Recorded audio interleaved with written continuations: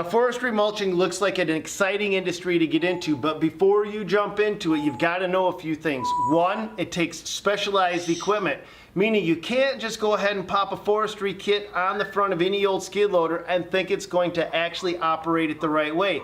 The second thing is, it takes a high level of skill. These guys that are out working inside the forestry industry make it look easy when nothing is further from the truth. These guys understand the terrain they're getting into. They know their equipment by feel. It's like an extension of their arm, and they know where they can go and where they can't go.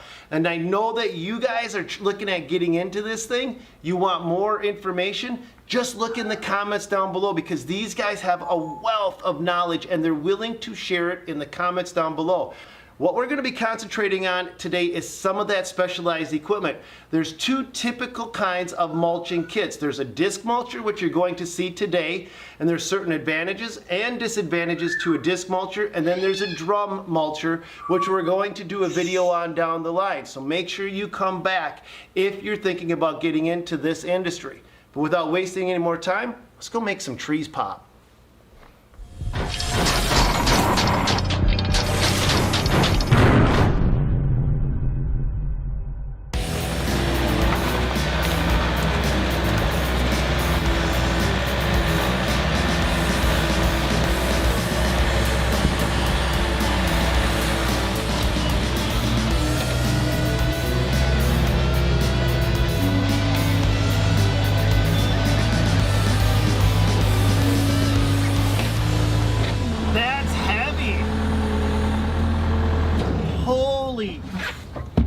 Shane, yeah. How much does that thing weigh? About 2,500 pounds. Holy crap! I mean, just the hydraulics on this machine alone are going. Yeah, it's quite a load. You need a high flow skid steer definitely to run it. Okay, so and you're one of the engineers for Quick Attach, yeah, right? Yeah. Okay, so you're one of the guys that actually builds these things. Yeah. I want to know what technology you've put into this thing to make it, you know, the best possible version that you could. Well, the main thing is building it heavy. So structurally, we built it extremely strong, the deck, and the drivetrain also is extremely heavy. But when you say heavy, I'm looking at just the framework of this thing. I mean, and the feel. Now, this is a 185. You'd never run. No. You would never run this. So how not to run a forestry kit? Not with the 185 and not with an open door, right? Right. So we're going to actually talk about some of the ways that the guys should spec out their unit and what they should look for when they're looking at buying one of these things, because the two have to be married together, right? You can't just go and grab any attachment and plug it into any machine and think that it's going to operate the way that this needs to be operated. Right. Right? Right. As you have already seen, just the weight of the machine is very heavy, so you can't put it on any light-duty carrier. You need to be able to safely carry that weight for stability. And then hydraulically, you need the power to run it, because this takes an extreme amount of power to mulch up a tree in 2 seconds. And so the gallons per minute is where the power comes. So you need high flow and hitting 36 gallons per minute or higher. Yep. And then where does the horsepower of the skid steer, you said 80 horsepower or more, where does that come into play? Well, it's a combination of the flow rate times the pressure. Okay. So those two together will give you the hydraulic horsepower. Okay. So hydraulic horsepower. Yeah, and that's what's measured at the couplers. Hydraulic horsepower. That's kind of an important thing. Your combined hydraulic horsepower combines the gallons per minute, the flow rate, with the horsepower of the unit to run the attachment. Right. And then what about the rest of the machine? I know we need to have a forestry door on the front of the machine, so don't run a glass door. And is there a reason why you can't run your standard glass door? Right, yeah, it's for safety, because it sends debris flying, so you don't want it in your lap. Can you tell me exactly what FOPS and the 2 or the 3 rating so it's stands falling object protection, and most skid steers have a basic structure. That's level 1 protection for small objects like bricks and rocks. So the cab. The cab. So the cab right there, that's your level 1. Yep, but what we want is level 2. In the case of Bobcat, they add an extra structure on top that stiffens the top and protects you from like huge trees falling on you. Some skid steers will have actually what's called the forestry package on them. Yep.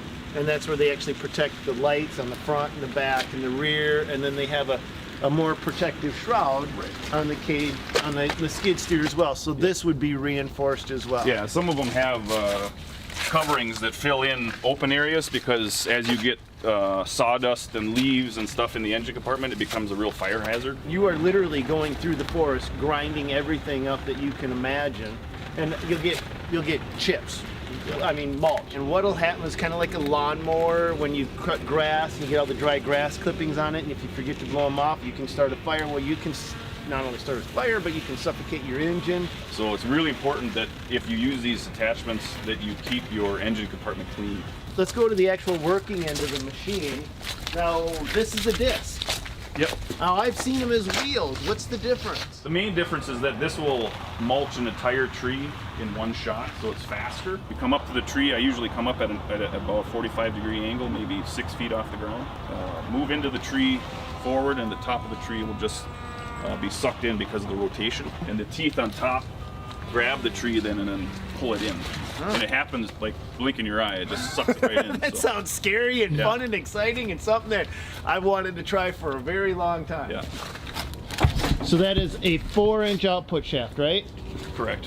Why do people want to know about that so much? When you push brush mowers or any kind of mulcher to the limit, usually what ends up breaking is the shaft when people abuse equipment. So it's kind of a common denominator when they want to compare how one machine compares to another is they'll ask about the output shaft. So that's there to knock debris down that comes out because this is the exit. Okay. And anything that comes out will just hit this very heavy door and get knocked down. So now I'm looking at the carriage or this structure right here. What is this called? Oh, we just call it the push frame or the push bar. So it's built very heavy. It's heavy gauge steel tubing. So this is 2x4, 2x3. I haven't seen other forestry mulchers utilizing this system. What I found during testing is that you'll have trees sitting at different angles and sometimes they fall over the top. Yeah. And if they lay on top of the machine, you can't get them off. Right. And so that requires the operator to get out of the cab, pick up the debris, and throw it off. Well, with this type of machine, with that much stored energy, it takes several minutes for it to stop rotating. Okay. And so during that period, we don't want you outside the cab. It really hurts your productivity to have the debris fall on top of the machine. So this is designed to allow the debris to slide off. So this protects the expensive stuff inside here, but also this is actually protecting it now. Right. Versus just having this. Yeah. Okay, so we come up to a tree, 45-degree angle, 6 foot up. We shred that, then what should we expect after that? You can then lower the disc on top of the remainder of the stump, and the carbide teeth on the bottom will mulch that and break that up into bits. Yeah, so these are carbide tip teeth, so they're actually as hard or harder than most of the rock that we're going to be hitting, and so they last longer. These teeth here are just hardened steel, and so they're more like a knife edge. They're very sharp and very efficient at cutting, whereas carbide teeth are a little less efficient at cutting, but they're much more robust. For the new guy coming in, what should they look for if they're trying to buy a forestry mulcher, the unit themselves for the first time, Shane? In terms of reliability, you want to know that you have teeth that are easy to change, easy to buy. What are you going to use it for? Are you going to be out in the woods? Are you going to be near structures like homes or people?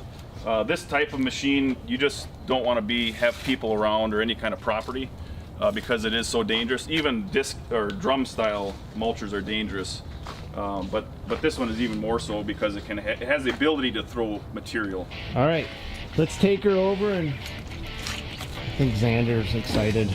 I like these. Look at the look on his face.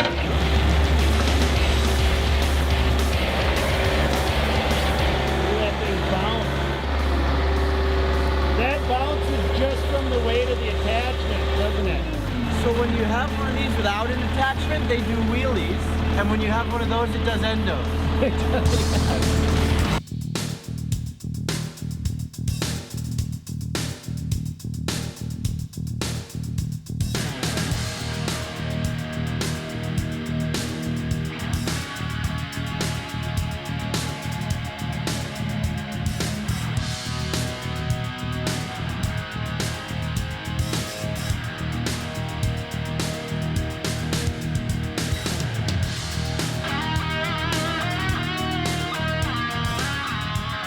Next video that we're going to be working with Quick Attach will be an extreme brush cutter, and then we're going to also be looking at some other tools and attachments, and one of those is going to be a drum mulcher, and we're going to show you the benefits and some of the drawbacks with that system as well. Hope this video's helped you out. Let me know in the comments down below what you think.